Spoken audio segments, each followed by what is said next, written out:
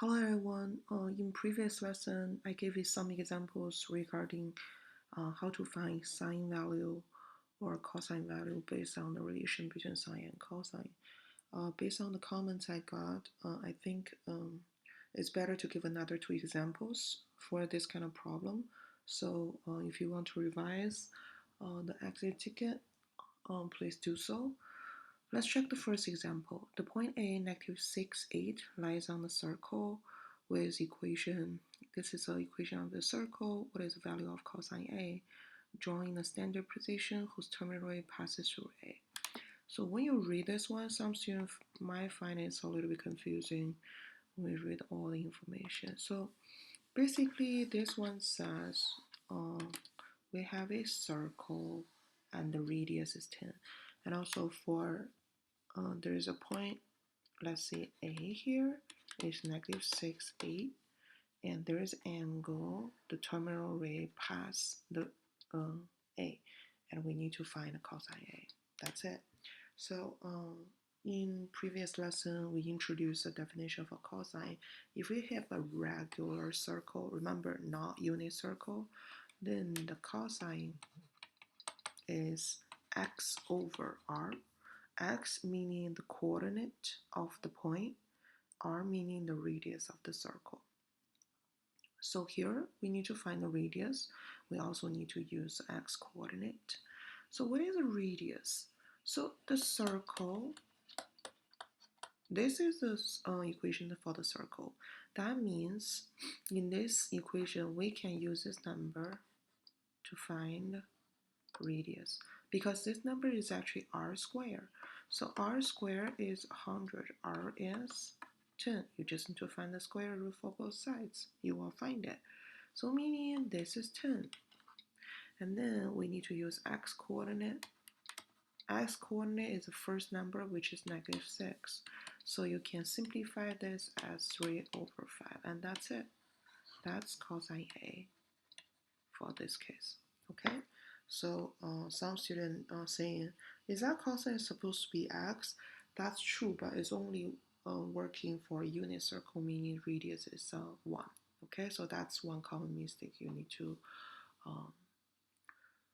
you need to make sure you do not make this kind of mistake. So let's check the second example. Second example, an angle B has terminal ray that falls in the second quadrant. Let's underline this information. And also we know the cosine B, so we need to determine sine B. So as we mentioned before, sine and cosine, they always have this relation. Meaning square here, meaning sine B squared, cosine B squared, which is equal to 1. This is actually different from the one. This is relation, so no matter how do you define this by the random circle or unit circle, this is identity. That means no matter what kind of B is, it's always true. So we're going to plug in the value and then solve the answer. So we don't know sine B. That's why I'm going to keep this one. I do know cosine B, which is negative square root 2, 3. Because this is square, so I squared it. And then find the answer, which is, first of all, negative.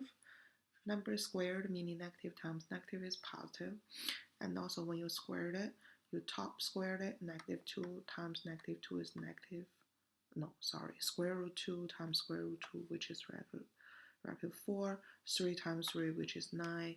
And this is sine square B plus, this is equal to 1. Square root 4, which is 2 over 9. So in order to solve this one, we need to isolate by doing an inverse operation. And also you need to do both sides. So this is cancelled.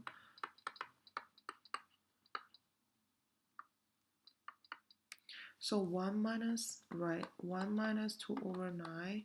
If you do remember, when we subtract the fraction, you need to make sure they have the same denominator. So it's 9 minus 2, which is 7. And also same denominator here. In order to find sine B, we need to find the square root. Do not forget, this is supposed to be positive and negative. So sine B is radical 7. When you find the square root, you can find the square root of top part, square root of bottom part, square root of 9, which is 3. So substitute my mention, this is finished. The next thing we need to determine is this plus or minus. Do we keep the both signs, or this is actually second? There is one certain value. This is second quadrant. So the terminal rate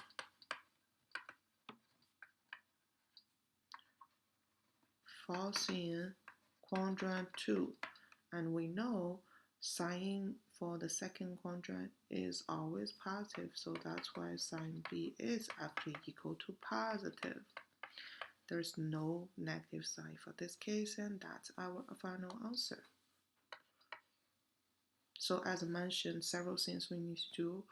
We set up the equation, we solve this as like a regular equation, we find the square root, and also we use this key information here to determine the sign. That's how do we do this kind of question, okay? I hope these two examples will clarify some confusions you had before. If you want to revise the work, please do so. I will also extend the due date for the work to tomorrow, so you can use this time to either revise or finish them. Okay? Hope everyone have a great day and also stay safe, stay healthy.